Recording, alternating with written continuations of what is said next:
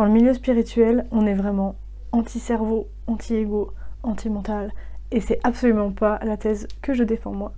Laisse-moi t'expliquer tout ça.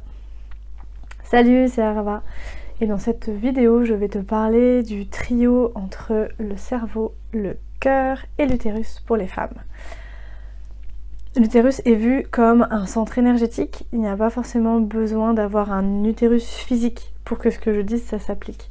Donc si tu es une femme née sans utérus ou si tu as fait retirer ton utérus, ça s'applique totalement à ce que je vais dire. Je parle vraiment de l'endroit, de ce qu'il représente et de ce qu'il symbolise dans son corps plus que de l'organe physique. Il y a l'équivalent qui existe tout à fait chez les hommes. Pour le moment, j'en suis encore au stade de recherche sur les hommes et du coup je vais volontairement exclure ça tant que mes recherches sont pas matures. Mais en ce qui concerne les femmes, ça fait quand même plusieurs années que je les accompagne et aujourd'hui je me rends compte que le trio entre le cœur, le cerveau et l'utérus, il est vraiment indispensable et qu'il est vraiment la clé de beaucoup de soucis, que ce soit des problématiques corporelles, que ce soit des problématiques de comportement.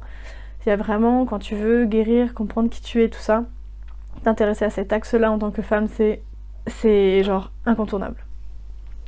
Ok, donc laisse-moi te raconter ce qui se passe normalement versus ce qui se passe pour nous et notre chemin d'évolution dans le corps. En fait, quand on est normal, quand on avance dans son chemin, on a une connexion entre notre cerveau, notre cœur et notre utérus qui est naturelle. Le cœur, c'est la métaphore qui est expliquée, je sais pas si c'est de lui ou pas, mais c'est celle qui explique Isa Padovani, que j'aime beaucoup, qui est en fait, ton corps, c'est comme la métaphore d'un carrosse. Tu vas avoir le cocher qui va diriger les chevaux. Les chevaux, ça va être les actions que tu vas mettre en place dans ta vie pour avancer. Et le cocher, c'est lui qui va diriger ces chevaux-là, qui va dire on prend telle route, on fait une pause, je change la bride, enfin voilà, c'est lui qui gère tout ça. Et ton cocher, c'est ton cerveau. C'est lui qui met en place les bonnes stratégies. Mais la personne qui décide de où on va, réellement, ce n'est pas le cocher, c'est la personne qui est dans le carrosse, c'est lui qui est dépositaire d'une demande, qui dit « je veux aller là ». Parce que si tu me fais un super boulot mais que tu m'amènes à Rome alors que je voulais aller à Paris, ça va pas du tout me plaire. La personne qui décide, celle qui est dedans le carrosse, c'est le cœur. C'est elle qui dit « nous on va là ». Normalement, il y a un duo comme ça qui est en place quand on grandit, quand on apprend, qui est un duo du coup d'enfants, parce que l'utérus, même s'il est présent, tant qu'il n'y a pas la puberté, etc., il est plutôt en construction, donc il intervient moins en fait. Dans ce truc-là, il est plutôt en observation et plutôt en retrait. Le cœur va décider, va se laisser traverser par tous les états émotionnels et les états intuitifs. J'ai vu beaucoup de cœurs me dire que c'était lui qui était vraiment très connecté avec les intuitions, même si on peut dire qu'elles viennent de notre 7e chakra, 6e chakra, etc., et qu'elles descendent. Il y a vraiment ce réceptacle en fait des émotions et des intuitions. Donc il va être connecté à notre justesse, à notre pureté, et de là, il va décider d'un élan spontané d'amour, ce qui est bon pour nous. Une fois qu'il a décidé, le cerveau va essayer de mettre en application les meilleures stratégies pour répondre à tout ça. Évidemment, je ne dis pas là que c'est que à ça que sert le cerveau ou que à ça que sert le cœur, pas du tout. Et d'ailleurs, en écoutant cette vidéo, je vous invite à inviter vos organes et juste à dire à votre cœur, à votre cerveau, à votre utérus d'écouter ce que je dis, voir déjà comment ça résonne, parce que je vous garantis qu'ils sont pas toujours au courant de qu'est-ce qu'ils doivent faire. Ma façon de parler des organes, elle peut vous paraître un peu spéciale. En fait, ce que je fais, c'est que je vais discuter un peu comme une constellation, où je vais donner la parole à un organe et je vais vous inviter à prendre sa place pour discuter. Ce qu'on s'aperçoit, c'est que chaque organe a sa personnalité, que même s'il y a des grandes lignes directives, en fait, ça va être personnel. Il y a des corps chez qui ça va être plutôt lui qui gère, elle qui gère. Voilà, ça va être différent en fait, même si évidemment je sais pas, donner un rythme cardiaque, c'est le cœur. Mais ça veut pas dire que le cerveau s'en fout ou qu'il est pas au courant en fait. C'est un échange d'informations en permanence entre les deux. Parce que le cerveau, il doit mettre en place les meilleures stratégies. Sauf que qu'est-ce qui se passe quand on grandit? C'est que les stratégies qu'on déploie en tant qu'enfant, elles ne plaisent pas au monde extérieur, elles ne plaisent pas aux adultes. À tort ou à raison. C'est-à-dire que des fois, notre cerveau, il se plante, il fait pas les bonnes stratégies. Et des fois, l'environnement, il est complètement déconnant. Et quand on regarde aujourd'hui l'éducation, on est systématiquement en train de brimer ou dire aux enfants que ce qu'ils font c'est pas ok, ou de les reprendre, ou de les questionner, on les laisse jamais finir une putain de phrase.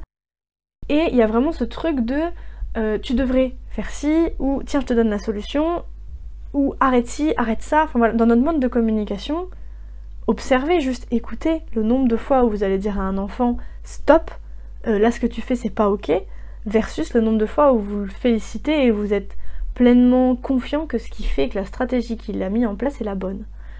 On part du principe que les stratégies mises en place par l'enfant ne sont pas les bonnes. Donc on part du principe que le cerveau n'est pas assez mature et on lui laisse, ce qui est potentiellement vrai parce qu'il y a plein de choses sur lesquelles il n'est pas mature, notamment la gestion émotionnelle, mais on part du principe qu'il a tort plutôt que de le laisser essayer et de le guider pour essayer. Et il y a aussi une façon de parler entre dire à quelqu'un tu vois là tu pourrais t'améliorer là-dessus et lui dire ce que tu fais c'est de la merde, c'est pas tout à fait pareil non plus. Donc en grandissant, à minima, même si on parle pas de gros traumatisme, on parle pas d'éducation violente, etc., à minima notre cerveau il va créer la croyance que il est pas hyper compétent dans ce qu'il fait. Parce que, bah voilà, les études elles le prouvent quoi, on a une interaction positive avec le monde extérieur contre 8 négatives. Ça veut dire qu'à chaque fois que vous avez fait un truc, vous avez une chance sur 9 de vous dire, qu'on vous dise que c'est bien. Les autres 8 fois, on vous dit que c'est de la merde. Comment on fait pour se sentir légitime et doué dans un monde comme ça? Notre cerveau, il a du mal, en fait. Donc lui, il gère, il met en place des trucs et on est tout le temps en train de lui dire qu'il est pas assez ci, qu'il est pas assez ça. Et déjà, on est en train de créer dans l'enfance un sentiment d'infériorité du cerveau. Là, j'ai parlé du cerveau, mais pour le cœur, c'est pareil. C'est-à-dire que le cœur qui est connecté à ses élans, à ses émotions, etc., on va aussi le brimer. On va lui dire « ne pleure pas, t'es pas beau quand tu pleures », on va lui dire « tais-toi, arrête ta colère », la violence c'est mal, parce qu'on confond complètement la violence et la colère, parce qu'on ne sait pas accompagner, on est mal à l'aise, ça nous embête, les enfants qui pleurent parce qu'on ne sait pas comment les accueillir, ça remue plein de choses chez nous qu'on n'a pas envie de gérer, donc on va aller les casser chez l'enfant en face de nous. Mais du coup, qu'est-ce qu'on dit? On dit ton cœur est pas bon en fait. Tes élans de joie quand on voit un enfant qui saute partout, qui hurle parce qu'il est super content de voir quelqu'un, on va lui dire calme-toi. Mais en fait, ce qu'on est en train de lui dire, c'est pas que calme-toi. Et on n'est pas en train de lui dire voilà, ta façon d'exprimer ta joie, elle est conflictuelle par rapport à mon besoin de calme là tout de suite. Ce que l'enfant il entend, c'est juste casse cette émotion-là. Arrête. Oui, mais je suis joyeux. Donc, comment je fais? Et du coup, à l'intérieur de moi, déjà que le cerveau est pas mature pour gérer les émotions, qu'on n'a pas de système émotionnel inné, que c'est appris tout ça, si à chaque fois qu'on a un élan, on est cassé, c'est chaud. Les intuitions, je t'en parle même pas parce qu'on vit dans un monde qui est très très très cartésien. En tout cas, moi je te parle de la France, c'est pas vrai dans toutes les cultures, effectivement. Mais en tout cas, comment tu réagirais si ton enfant te dit qu'il y a un monsieur qui le regarde dans le noir quand il dort? Parce que moi j'en ai plein en consultation, des gens qui viennent me voir, ouais mon fils il voit des trucs, ma fille machin. Les parents ils savent pas gérer ça. Et je blâme pas les parents. Mais c'est aussi collectivement, c'est pas toi Michel qui fait de la merde, c'est collectivement, on n'est pas ouvert à ça. On est rentré dans un espèce de dogme scientifique et tout ce qui n'est pas explicable est inexistant. On est très négationniste en fait dans notre façon de voir les choses. Alors qu'il y a plein d'éléments du cœur qui sont complètement explicables si on regarde un peu la logique, si on s'y intéresse. Voilà, je vous demande pas demain de croire toujours aux esprits et de devenir des sorcières, c'est pas ce que je vous dis, mais il y a un moment donné, vous l'avez tous constaté, il y a des choses qu'on n'explique pas. Il y a un lien entre les mères et les enfants, notamment, enfin voilà, combien de fois c'est arrivé que j'entends une mère parler de son enfant et qui dort tranquillement et au moment où elle dit un truc qui dérange, il se réveille et il pleure, enfin ça arrive tout le temps en fait. Il y a des choses comme ça. Les enfants, ils sont sensibles. Ils sont aussi sensibles, pas que dans l'intuitif et des trucs barrés, mais dans le pratico-pratique que vous voyez pas. Par exemple, quand vous mentez, votre rythme cardiaque s'accélère. Vous avez tout votre non-verbal qui vous laisse, ou qui nous laisse supposer que vous êtes en colère, que vous êtes fâché, que vous êtes ci, que vous êtes ça. Si je te parle en parlant comme ça, c'est pas pareil que si je te parle en parlant comme ça. Et tu vas interpréter, même si finalement tu m'as pas posé la question. Tu vas dire ok, ben d'habitude elle est pas dans cet état-là, donc peut-être que là elle est un peu plus frustrée, un peu plus irritée, un peu plus en colère. Les enfants ils sont super doués pour faire ça. Sauf que nous, on n'a pas toujours la vulnérabilité, la disponibilité pour leur dire « Oui, c'est vrai, tu as raison, aujourd'hui c'est un peu compliqué pour moi. » Non. Les élans du cœur, ils sont cassés, tout le temps. Donc pareil, on est en train d'apprendre à l'enfant et au cœur de l'enfant que bah, il n'est pas tout à fait juste en fait. ce qu'il fait, c'est pas terrible. Faudrait pas que. Il faudrait qu'il soit autrement. Mais on lui dit pas non plus comment il faudrait qu'il soit, parce que les modèles qu'on lui donne ne sont pas fonctionnels, ils ne sont pas corrects en fait. Quand tu regardes tes parents, enfin moi, je n'ai jamais vu une personne de ma génération dire « moi mon rêve c'est d'être comme mes parents ». Au contraire, c'est des anti-modèles.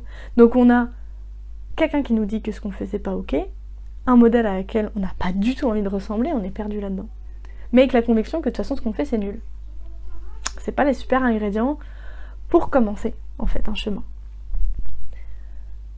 Ensuite, il va y arriver tout ce qui est de l'ordre du traumatisme. Et là, je t'arrête tout de suite parce que j'ai constaté que on n'est pas tous raccords sur la définition d'un traumatisme. Je pense que c'est notamment dû, et c'est logique en fait, mais dans la représentation, au début on parlait pas des traumatismes. C'était un tabou sans nom, donc on n'en a jamais parlé. Et ensuite on a commencé à en parler, notamment à représentation dans les médias, on a commencé à parler du PTSD, du syndrome post-traumatique, sauf qu'on l'a représenté que dans des cas extrêmement graves, notamment pour des vétérans ou des anciens combattants. C'est super que ça soit médiatisé et qu'on en parle, là-dessus j'ai aucune critique. En revanche, ça a pu créer inconsciemment la croyance que être en réaction post-traumatique, c'est forcément si on a vécu la guerre ou si on a été torturé ou violé par de multiples personnes. Alors que c'est pas du tout ça la réalité physiologique à l'intérieur de nous. Tu n'as pas besoin d'avoir eu une expérience dramatique où on t'a violenté de 1000 façons différentes pour être en syndrome post-traumatique ou pour avoir vécu un traumatisme. En fait, d'une façon plus générale, ton traumatisme arrive quand tu as perdu ton sens de la sécurité. Et donc quand tu as cru que tu n'étais plus en sécurité, on va dire sécurité de vie, je te parle pas de sécurité financière quand tu as 4 ans, ça n'a aucun sens, mais de penser que tu es en sécurité. C'est extrêmement fréquent en fait. Et là, on n'a pas tous la même échelle. Si on te tape dessus tous les jours et qu'on te hurle dessus tous les jours, tu vas créer un petit traumatisme, puis en fait tu vas t'habituer, ça va devenir ta norme, et du coup, ben forcément, pour toi, ce sera plus un problème. Alors que si tu as des parents géniaux qui t'accueillent, qui t'écoutent, qui sont avec toi et qui te laissent tout seul 3 minutes, bah ça va peut-être être ça ton traumatisme, d'être laissé tout seul 3 minutes. Parce qu'on n'a pas d'échelle de l'un à l'autre. Je ne peux pas te dire mon traumatisme il est à 3 sur 6 et toi tu me dis ah ouais il est à 3. Ben, ça marche pas du tout comme ça. Je peux moi par contre de moi à moi-même me dire ok cette fois là ça m'a fait beaucoup plus peur que la fois là, de moi à moi. Et encore c'est complètement faux parce que tout est figé dans le timing. Je te parle aujourd'hui. Je sais pas, par exemple, j'ai des traumatismes que j'ai largement surpassés. Je sais pas, me sentir un peu inférieure à l'école, bah ça va, tu vois, c'est pas douloureux, je vais pas m'effondrer en t'en pleurant. Par contre, il y a peut-être 10 ans, j'aurais pu te dire que ça m'avait vraiment blessée, j'aurais peut-être été en colère en t'en parlant, j'aurais peut-être eu un ton qui monte, un machin, alors que là, non. Tu vois. Donc même si je compare de moi à moi-même, pas forcément tout à fait juste. Toujours est-il que des traumatismes, on en a tous, malheureusement. Mais en tout cas, on en a. À partir du moment où on en a, et je remarque que c'est encore plus vrai pour les personnes qui sont hypersensibles et pour les personnes qui sont HPI, principalement parce que je travaille avec des HPI, donc c'est pas forcément représentatif de toute la population. C'est pas parce que toi t'as pas été diagnostiqué au potentiel que ce que je vais dire ça ne s'applique pas. C'est pas ce que je dis, vraiment. Mais je remarque que c'est encore plus vrai, ou plus flagrant, quand il y a des personnes qui sont atypiques, et neuroatypiques.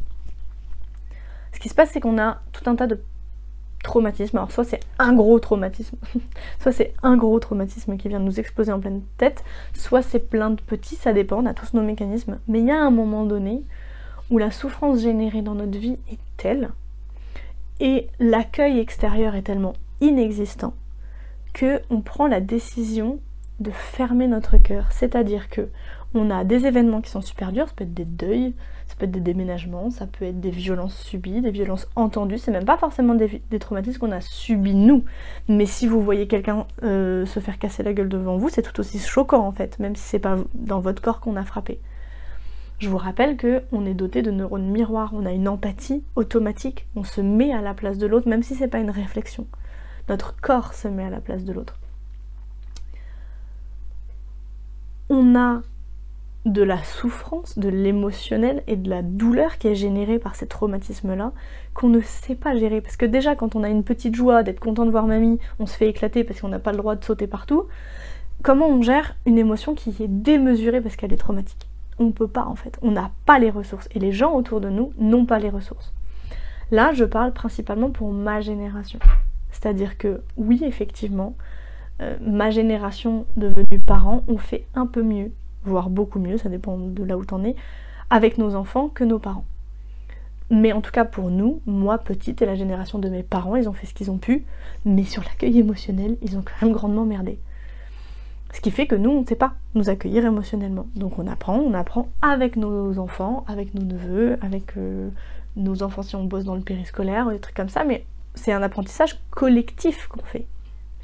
Je suis pas en train de blâmer du doigt un parent ou une personne, c'est vraiment collectivement qu'on doit faire ce travail-là. Mais il y a traumatisme, charge émotionnelle énorme, ingérable, et donc souffrance.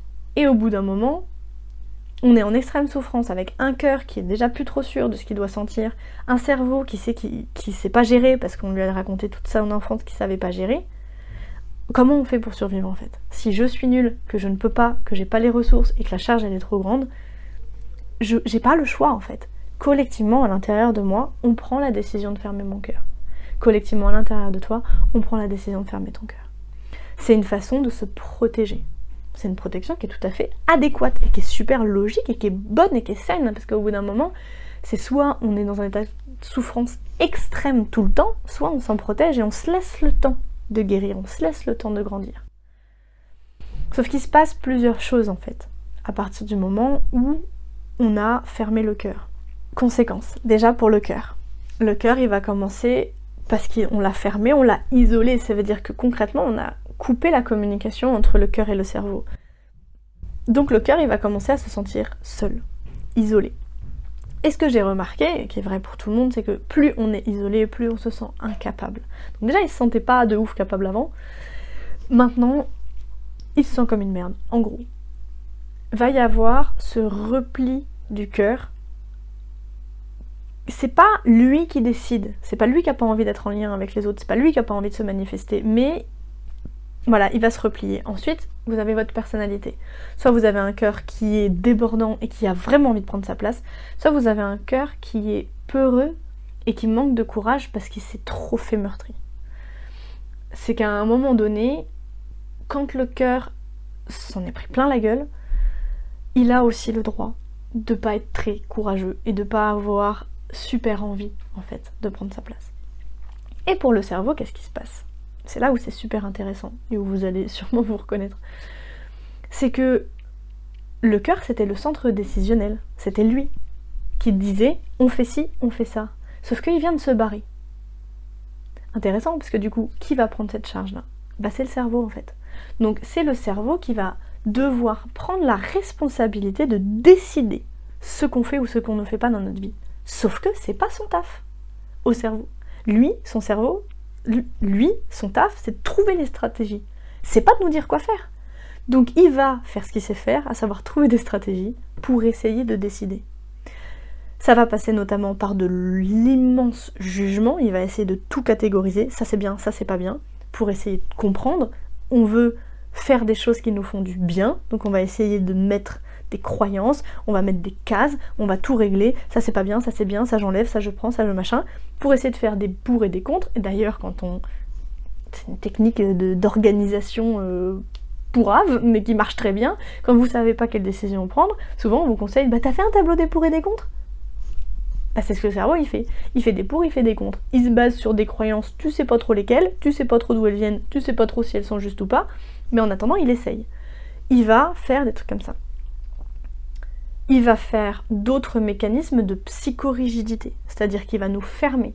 Et si vous regardez honnêtement, moi si je me regarde il y a 15 ans, j'étais ultra psychorigide. Déjà j'étais méga cartésienne, tout ce qui était pas de la science, j'imaginais que c'était de la merde. Tout ce qui était spirituel, je pouvais aller jusqu'à insulter les gens qui étaient croyants tellement je trouvais que ils étaient ridicules.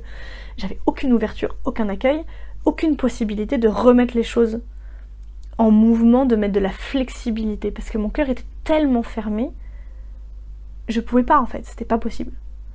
Et réouvrir le cœur, j'étais pas disponible à ce moment-là, donc j'avais que cette possibilité-là en fait, de devenir hyper fermée. Ça va donner des gens aussi, notamment des femmes, qui vont être surchargées de la charge mentale, parce qu'il faut penser à tout organiser, tout le temps, c'est comme ci, c'est comme ça, et je décide tout. Ça va devenir une énergie masculine très dévoyée, très blessée, ce qui va aller dans la domination et dans le contrôle. c'est la seule stratégie possible pour notre cerveau. Sauf que qu'est-ce qui se passe en fait? Ce fonctionnement il fonctionne pas. Parce que le cerveau il va mettre les bouchées doubles pour faire ces trucs-là, donc lui il va prendre beaucoup plus d'énergie pour aller nous faire ces comportements-là. À la fin, on n'a toujours pas la bonne décision parce que c'est pas son taf, et au bout d'un moment, on le sait en plus dans une entreprise, la meilleure façon de mettre quelqu'un en burn-out, c'est de lui donner une tâche pour laquelle il n'est pas qualifié. Donc il va se sentir encore plus nul, tout le temps, de plus en plus nul, donc ça va encore plus l'énerver, il va commencer à être ingrat, parce qu'au bout d'un moment on lui demande de faire le taf de 2 personnes alors qu'il n'est pas capable de le faire, et quand il le fait on lui dit qu'il fait de la merde, donc il va commencer à envoyer chier tout le monde en fait, parce qu'au bout d'un moment c'est pas possible. On a besoin d'échanges, on a besoin de douceur, on a besoin d'être complimenté, et c'est pas du tout ce qu'on fait. Et en plus de ça, j'observe la 3e spécificité, c'est que les personnes ayant ce cœur fermé inconsciemment, elles ont quand même envie de guérir. Donc inconsciemment, elles vont quand même aller se tourner vers des courants de pensée qui vont essayer de les prendre par la main, qui vont essayer d'aller vers la guérison. Et c'est souvent des courants spirituels. Et dans la spiritualité, on déteste le cerveau. On va te le dire en long, en large et en travers. Ouais, ça c'est ton ego, ça c'est pas bien, le mental c'est pas bien, de toute façon, le royaume des cieux, c'est le royaume du cœur. On est tout le temps en train de dire à notre cerveau qu'il n'a pas sa place. Tu n'as pas la place dans la spiritualité parce que tu juges trop. Tu n'as pas ta place dans le royaume des esprits parce que c'est un milieu du cœur. Parce qu'il faut aimer, et c'est le cœur qui aime, c'est pas le cerveau. Comment vous voulez qu'il pète pas un câble notre cerveau au bout d'un moment? On lui dit en permanence que ce qu'il fait c'est de la merde, on lui donne aucune ressource, et à chaque fois qu'il y a un truc bien, c'est pas pour lui.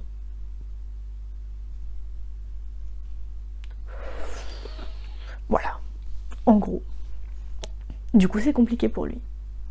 Et on grandit comme ça jusqu'à la puberté, où là c'est le summum, parce qu'en plus on a les hormones qui explosent, et à partir de la puberté, notre utérus va venir prendre sa place. Ça peut être un peu compliqué, parce que l'utérus il a différentes fonctions. Des fois il en est conscient, des fois il n'en est pas conscient, et la liste que je vais faire elle est pas du tout exhaustive. Mais l'utérus il va être le réceptacle des énergies érotiques et sexuelles, c'est lui qui va les redistribuer dans le corps, c'est vraiment par là que la femme accepte l'énergie de l'autre, là où l'homme sera plutôt dans son cœur qui va recevoir l'énergie, nous on va plutôt la recevoir dans notre sexe et du coup être connecté à l'utérus, à cette zone-là. Évidemment, il va être impliqué dans tout ce qui est conception et maternité, et il va être aussi très important dans tout ce qui est nettoyage et guérison, parce que du coup, faut que j'arrête de dire du coup, le sang qui est mis, déployé, créé, tu mets le verbe que tu veux, je m'en fous, quand on a la préparation du cycle, avant qu'il n'y ait pas de nidation et que du coup on ait nos règles, ce sang-là, c'est un sang qui est connecté au reste du corps, c'est-à-dire que c'est un sang qui est conscient de ce qui se passe dans le cœur, dans le foie, dans le rein, et qui va essayer de pallier aux carences que notre corps a, qui va essayer de guérir notre corps. Il est toujours en train de créer ce qu'il faut pour nous guérir en fait, pour nous nettoyer, et pour un peu que tu aies un peu plus d'énergie, ce que ton corps va faire c'est se nettoyer. Donc du coup, merde. Donc, alors, synonyme de du coup, ce qui va se passer c'est que notre utérus va être très au fait de notre état émotionnel. Pourquoi? Parce que les petites molécules d'émotion, ce sont des petites hormones, et que les petites hormones, ça circule dans le sang. Donc quand notre sang va se balader et va aller dans l'utérus va être conscient de notre état émotionnel. Et il va essayer de nettoyer ça, nous aider à nettoyer ça. T'as eu un mois difficile, on va nettoyer, on va te donner les ressources pour faire de la place pour ce qui a besoin de partir par rapport à ces enseignements spécifiques là. Ça, c'est quand il marche en binôme avec le cœur et que ça fonctionne très bien. Sauf que généralement, quand l'utérus débarque pour prendre sa place, le cœur, il a déjà foutu le camp. Donc les infos émotionnelles qu'il a, elles sont pas filtrées par le cœur. Elles sont brutes et c'est genre, paf, je me prends tout dans la tronche. L'utérus, chez la femme, il va vraiment être gardien des mémoires. Alors déjà, t'as toutes les mémoires utérines, etc. qui vont être dans l'utérus. Et puis parce que l'utérus, c'est une maison, tu vois, c'est... première maison de l'âme, c'est l'utérus de ta maman. C'est par là que toi, t'as été manger toutes les mémoires de ta mère quand t'es né, même pour ceux qui sont nés par césarienne, parce que même s'il n'y a pas eu le travail, etc., il y a quand même eu. Alors moi, ce que j'observe, c'est que les gamins qui naissent par césarienne, souvent, c'est des enfants qui n'ont pas tellement envie d'aller prendre ces mémoires-là, soit de leur personnalité, soit parce que leur mère n'est pas prête. Dans tous les cas, ça se fait quand même. Hein. C'est pas parce que tu es né par césarienne que tu n'as pas les mémoires transgénérationnelles de ta famille, mais c'est un lien qui est différent. Moi je sais que par exemple que je suis née très très rapidement comme pour essayer de passer, genre je glisse, je ne fais que passer, je vois rien, je prends rien. Mais évidemment ça ne fonctionne pas. Enfin à un moment donné la transgénéalogie te rattrape parce que c'est un des fonctionnements de la vie. Ton utérus il est connecté avec cette mémoire là et il va te mettre assez facilement en douleur ce qu'il perçoit dans tes émotions que toi tu ne perçois plus parce que ton cœur ne filtre plus. Donc tu n'as plus les infos que tu es en souffrance parce que ton cœur s'est barré, mais l'utérus, lui, il les a et se les prend de pleine gueule. Donc il va te dire, en faisant des syndromes prémenstruels, de l'endométriose, en faisant des SOPK, des cancers, en te faisant des douleurs de menstruation incroyables, enfin voilà, cite-les. Moi je connais pas une seule femme qui a pas de douleur et de problématiques dans ses règles, et les seules personnes que je connais qui n'ont pas de douleurs menstruelles, elles ont des règles hémorragiques, et c'est pas mieux en fait. Ou alors c'est des gens qui n'ont pas du tout conscience de leurs émotions et qui sont dans un déni total, et le jour où elles rentrent en thérapie, paf, ça se déclenche. Je te parle pas de la majorité des femmes qui est en plus sous son pilule... Putain, je vais y arriver. Je te parle pas de la majorité des femmes qui en plus sont sous pilule.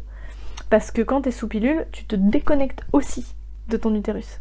Donc tu fermes ton cœur plus ton utérus. Et là, forcément tu pètes un câble au niveau du cerveau. Tu deviens super relou. Au bout d'un moment, voilà, la charge est décuplée pour le cerveau, donc t'imagines même pas. Mais quand t'as un lien avec un cycle qui est plutôt naturel et tout ça, notamment dans les premières années de ta puberté, parce que c'est là aussi que tu prends tout, tu peux avoir des glandes de Skene qui je sais pas comment ça se prononce, qui s'activent aussi. Ça va être, pour toutes les personnes qui connaissent pas, c'est tous les canaux qui vont passer, normalement ça sert principalement à évacuer l'urine, mais ça sert aussi à évacuer tout ce qui est jouissance, et notamment quand les femmes font les femmes fontaines, comme on appelle ça dans le jargon, ça va passer par là en fait. C'est des canaux qui vont être activés aussi à la puberté, plus ou moins, voilà, plus ou moins timing exact, mais qui vont plonger la femme dans cet état-là de guérison. À discuter, alors je peux pas dire que c'est vrai pour tout le monde, mais à discuter avec la plupart des utérus, j'ai eu l'info que, en fait, on n'a pas toutes nos règles au même âge, aussi parce qu'on n'a pas toutes la même chose à nettoyer, et qu'on n'a pas toutes la même maturité pour le nettoyer. Notamment, je vois ma mère qui a eu une enfance très traumatique, elle a eu ses règles très tard, mais du coup, elle a été plus mature. Elle a attendu d'être mature pour gérer ça, et elle était plus vieille quand elle était mature. Après, on s'en fout de l'âge avec laquelle, si ta fille a ses règles à 10 ans, elle n'est pas supérieure à sa sœur qui a eu ses règles à 15 ans, c'est pas du tout ce que je dis. Mais il peut y avoir un délire comme ça. Il y a une espèce de gestation de guérison. On demande pas à un enfant de se guérir en fait. Si un enfant de 4 ans il pète un câble, c'est parce que son environnement n'est pas ok. Tu peux pas demander à un enfant de se guérir, alors que la puberté c'est le moment où on commence à devenir adulte, où on commence à pouvoir se responsabiliser, et c'est le moment où notre corps dit ok, là maintenant je vais pouvoir me guérir toute seule. Ça veut pas dire qu'on n'a plus besoin des autres, mais on commence à se responsabiliser. Ça veut pas dire demain on est assez féconde pour avoir un enfant, ça veut dire demain on est capable de commencer le chemin pour un jour être féconde et avoir des enfants. C'est plutôt comme ça qu'il faut le voir. L'utérus, il est aussi en lien avec ton deuxième chakra, et du coup avec toute ta sphère créativité, donc tes projets, tout ce que tu vas mettre en place, ton imaginaire, tout ce que tu as envie de créer dans le monde.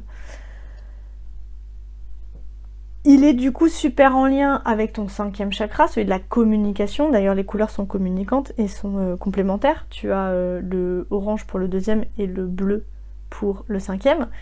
C'est des couleurs complémentaires et c'est des chakras qui sont complémentaires. D'ailleurs il y a beaucoup d'images, je sais pas si je vais réussir à en trouver là, mais on te montre un utérus avec le col de l'utérus, les trompes, etc. Puis on va te montrer un larynx et on va te dire que c'est assez similaire finalement, ça ressemble beaucoup. D'ailleurs on parle souvent du papillon ou du papillomavirus. Pour ces espaces-là, ils sont assez en lien. Il y a aussi un gros problème entre les traumas sexuels et la parole. Là, tu vois, il y en a beaucoup qui disent « Ah, les langues se délient, les langues se délient », mais les langues se délient aussi parce que les oreilles se débouchent. C'est aussi comme ça que ça fonctionne. Et plus tu vas parler effectivement de tes traumatismes, et plus ce sera facile de les guérir, si tant est qu'il y ait des choses à guérir. Le cerveau et l'utérus, j'ai moins été exploité ce lien-là, mais évidemment il existe aussi, parce que tu vas avoir tout ce qui est comportement sexuel, par exemple, qui va être directement en lien avec ton cerveau, parce que c'est lui qui va choisir les stratégies et les comportements, mais qui va être très en lien avec ce que ton utérus a besoin de vivre, ou non. C'est-à-dire que soit ils vont être dans un vrai partenariat, avec ou non ton accord, parce que des fois ils peuvent te faire des dingueries et te donner des envies super cheloues, mais qui sont totalement correctes par rapport à ce que tu as besoin de guérir, notamment par rapport à tes familles, tes schémas ou tes traumas inconscients. Et des fois ça va pas être aligné, c'est-à-dire que des fois tu vas avoir un cerveau d'adulte avec un utérus d'enfant, et ça va pas matcher. Ou tu vas avoir un cerveau de gamine de 6 ans avec une sexualité de femme d'utérus d'une femme de 30, et là ça va pas du tout aller, parce que les désirs d'une gamine en termes de sexualité, pas du tout les mêmes que celle d'une jeune femme ou d'une femme qui se connaît, qui sait s'exprimer et qui a envie de s'épanouir sexuellement. Donc tu peux avoir aussi des décalages comme ça, ne pas comprendre tes désirs, ne pas comprendre tes envies, ne pas comprendre tes stratégies, parce que le lien entre ton cerveau et ton utérus n'est pas totalement fait. Toujours est-il que j'ai remarqué que c'était un peu plus facile de faire un lien utérus-cerveau, parce que quand le cœur se casse, la charge est répartie, l'émotion va à l'utérus, la décision va au cerveau, donc ils sont un peu dans le même bateau, ils sont un peu dans la même merde. Après, pour les femmes qui ont été mises sous hormones, bah souvent c'est encore plus compliqué pour le cerveau parce qu'il s'est senti doublement abandonné. Une fois par le cœur, une fois par l'utérus, et en plus on le targue de pas être ci, de pas être ça, et que voilà, le cerveau il ne fonctionne pas tout seul. Nous sommes des êtres sociaux, interdépendants, et c'est valable aussi pour notre cerveau, on peut pas lui demander d'avoir la charge de tout. Là je te parle du trio, mais évidemment ce trio-là est méga soutenu par les autres organes, notamment les poumons, les reins, le pancréas, le foie, qui viennent vraiment soutenir et te donner des vraies infos émotionnelles sur ta peur, ta colère, ton irritabilité, ta déception, ta tristesse, etc. Et tu vas aussi avoir un super lien entre le cœur, le cerveau et les organes de sens, les oreilles, le nez, les yeux, la bouche, la peau, parce que c'est eux qui vont capter les infos de l'extérieur. Donc il n'y a pas que ça, il n'y a pas que ce trio-là, évidemment. Mais en attendant, si tu t'intéresses à ce trio-là, tu vas voir là où c'est déconnant. Et tant que tu peux pas avoir un alignement de ces trois-là qui bossent ensemble, ça va être compliqué, tu vois.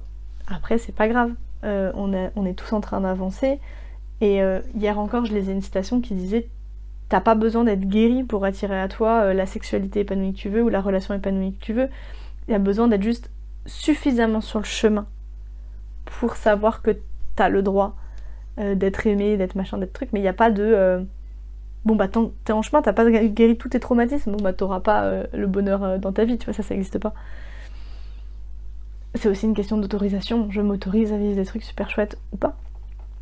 Donc voilà, t'as ce trio-là qui pour moi est hyper important et qui est souvent mis à mal en fait. Très souvent mis à mal. Parce que on réhabilite l'utérus avec le féminin sacré, beaucoup, et c'est chouette, hein, je critique pas du tout le féminin sacré, mais il n'y a pas que lui. Et ça va pas aller à l'utérus d'être que célébrer lui, et pas d'être en lien avec les autres, comme ça n'ira pas aux autres non plus qu'on mette l'accent que sur l'utérus, tu vois. Il y a vraiment, c'est une cohésion de groupe. C'est une cohésion de groupe. Et il y a beaucoup de choses pour ouvrir ton cœur qui existent, il y a beaucoup de choses pour ouvrir ta yoni qui existent, des choses pour prendre soin de son cerveau, moins. Il y a des choses pour le contrôler, il y a des choses pour lui dire ta gueule, ça y a, ça va c'est sûr. Mais pour vraiment prendre le temps de venir guérir et masser ce cerveau-là et en prendre soin et tout ça, c'est un peu plus rare. Et pour moi, c'est pas ok parce que on est humain, notre ego il fait partie de nous, il a fait un taf incroyable et qu'à minima avant de dire ta gueule à quelqu'un faut au moins lui dire merci parce qu'il a quand même tenu la baraque tout seul pendant très très très longtemps, que en fait tu serais pas vivante si ça avait pas été pour ton cerveau, et que je sais que des fois il peut te saouler, je sais que des fois tu peux partir dans tous les sens, je sais que des fois c'est compliqué de t'organiser ou de pas t'auto-saboter ou de pas t'auto-juger, mais fais-lui confiance en fait. Il est en train de se déconstruire. Il a besoin que tu lui montes la voix, il a besoin que tu lui montes la voix avec douceur et pas en lui disant, pas en l'éclatant, pas en faisant comme tes parents ont fait avec toi en fait, ça marchera pas. Et t'es pas en train de lui prouver que tu sais être un bon parent en faisant la même chose qu'on t'a fait à toi, ça marchera pas en fait. Tu peux pas lui en vouloir d'être traumatisé par une éducation et appliquer cette même éducation à toi-même et espérer que ça fonctionne. C'est impossible, c'est beaucoup trop violent. Donc voilà. Quand le cœur reprend sa place, le cerveau, faut qu'il soit d'accord de lâcher un peu la bride, et le cœur, faut qu'il soit un peu plus courageux aussi, en disant mais en fait si tu marmonnes tout le temps et que tu parles à travers 4 couches, bah je t'entends pas en fait. Donc il y a un moment donné, donne-moi des signaux qui sont un peu plus vigoureux, un peu plus vrais, ou explique-moi quels sont les signaux que tu me donnes pour que je puisse vraiment les reconnaître. Parce que notre corps il est capable de nous dire, je sais pas combien de femmes m'ont dit avoir déclenché leurs règles complètement par hasard juste avant de coucher avec un mec parce qu'elles étaient pas du tout d'accord en fait et qu'elles savaient pas l'exprimer et que leur corps leur a dit on l'a dit non. J'ai discuté avec des cœurs qui m'ont dit mais moi c'est hors de question qu'on tombe enceinte, on n'est pas capable de nous aimer nous, on va encore tout donner à un autre petit être et nous on n'aura rien.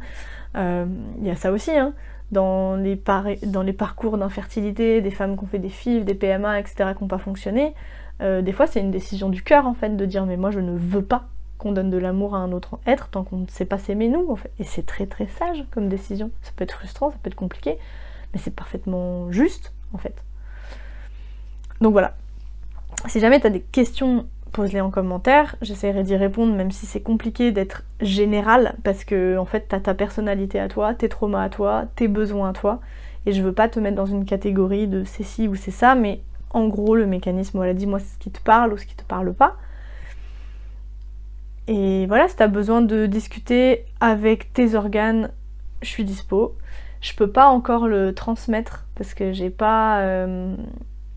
j'arrive pas à me décider encore, il y a tellement d'étapes et de choses pour s'accueillir soi et tout ça, j'ai pas encore créé la formation pour vous le transmettre, mais à terme c'est un truc que évidemment j'aimerais bien faire. Mais voilà, en tout cas vous pouvez déjà le faire une fois qu'on l'a fait. Moi je trouve qu'une fois qu'on l'a fait avec un thérapeute, on peut tout à fait aller le faire soi-même. Moi je discute avec mes organes, des fois j'ai besoin d'aide et je demande à mes collègues ou voilà, mais je le fais toute seule aussi, et à partir du moment où je vous montre un peu le protocole et comment on fait, c'est assez cool. Enfin, en tout cas moi ma démarche c'est de vous inviter à vous parler à vous-même et pas d'être dans une espèce de dépendance d'un tiers qui m'intéresse pas. Mais voilà, je te remercie et puis je te dis à bientôt peut-être. Salut!